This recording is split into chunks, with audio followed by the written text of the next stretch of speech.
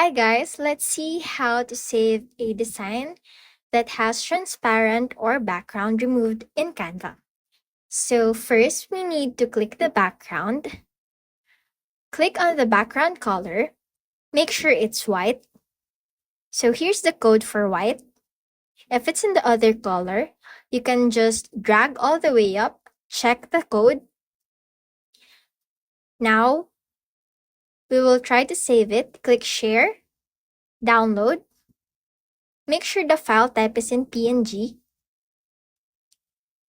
Now, we will click or check the transparent background option. You can see the logo, the crown logo. It means it's for Canva Pro. So if you don't have Canva Pro, you can download a project with transparent background.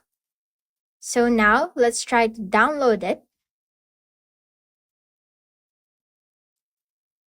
Then we will check on the file, and we can see that it has transparent background. So that's it. That's how we save a design that has transparent or background removed. See you soon!